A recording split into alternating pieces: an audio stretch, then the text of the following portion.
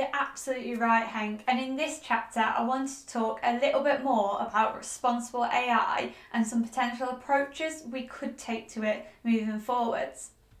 So let me ask you a few questions first. And when I ask you, would you trust an AI too? And then something on the end, I want you to really think about your immediate reaction to that question. So, would you trust an AI to recommend you a product or service? Okay, well, I use online shopping a lot, and so one of the things I find is those recommendations are often quite useful. They're quite targeted. They help me find something that I might like in a whole spectrum of different products. And so yeah, I would currently trust an AI to recommend a product or service. Okay, so the next question, would you trust an AI to help keep you safe online? This one's an interesting one, right? This one is, there are experts in their fields. They're probably much more of an expert than I am about different viruses that happen online. And so for something to be able to maybe flag things or tell me, when something's not quite right, or maybe act on it as well, I think I'm quite comfortable with that, given that I am not an expert. And so to hand that off to something that would be, it is something I would feel okay with. What about you? Have a think about it. So let's take a step up into the next section. So, would you trust an AI to assist your driving? This one's an interesting one, right? Until very recently, I would have been like, oh, I don't really know. But if something can help me know when there's going to be hazards, or if something can help me maybe like reverse into a parking spot or parallel park or something like that, then yeah, I'm more than happy for it to, as long as I have some kind of override capability, I feel fairly comfortable with that. So what about driving you? Would you trust an AI to drive you?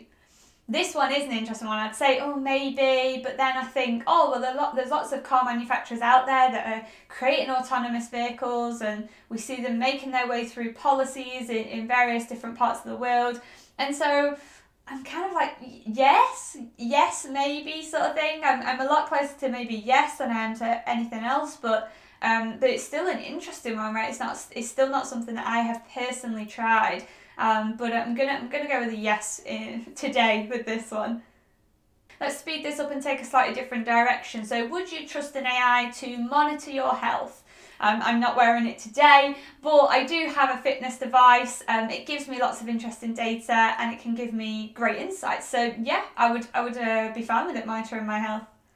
Okay, but would I trust an AI to dispense medication? Okay, this one's a little bit different, right? So this one is, you maybe start to see my pessimism here, but dispensing medication, it's obviously very critical if you need that medication. And so there is that immediate question that comes to mind for me, which is, what happens if it goes wrong? How am I alerted? There's a lot more for me to unpack there before I'm able to answer that one. And that's okay. That's okay to have questions about it.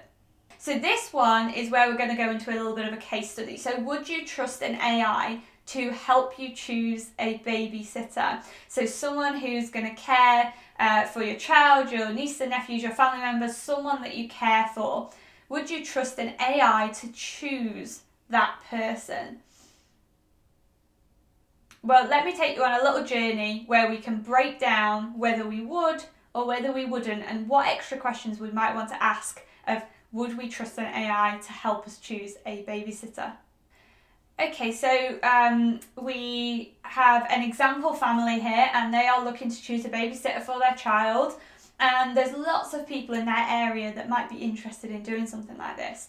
And company X here, as an example, would go ahead, and the idea is they would evaluate, based on these people's social media accounts, whether they should be recommended for the job. Okay, so, and then we can see that there's lots of different things that they can actually measure each person by. So they take their social media account and they maybe look at things like, do they have disrespectful attitude? Is there any explicit content? What are some of their flags posts, etc.?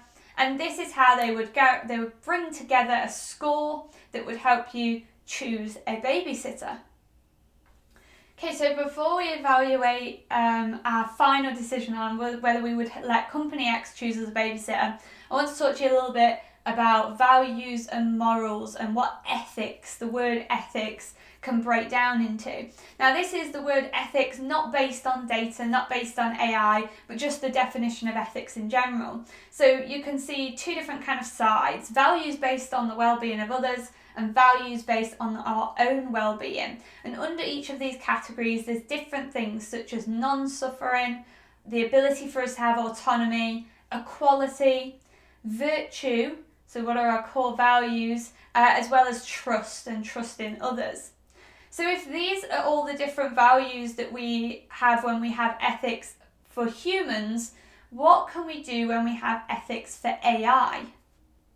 Well, that's where I'd like to introduce you to FATE: fairness, accountability, transparency, and ethics. FATE is actually a part of the organisation at Microsoft. You can look them up online, and they do a lot of research around this type of AI.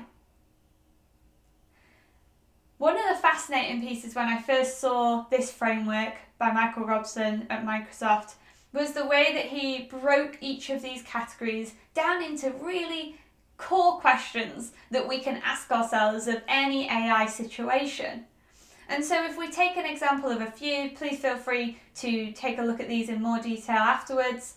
You can think about, is anyone being treated differently? Well, yes, I guess if you think of the situation with the social media account, the first people I think of is, what if someone in the older generation who doesn't use social media so much, does that discriminate them from not getting a good score, a bad score, any score at all in this system? That would be something I'd like to know more about.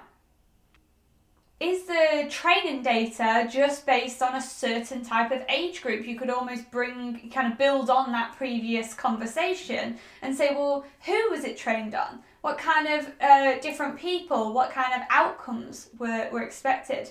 So that's kind of in that fairness category.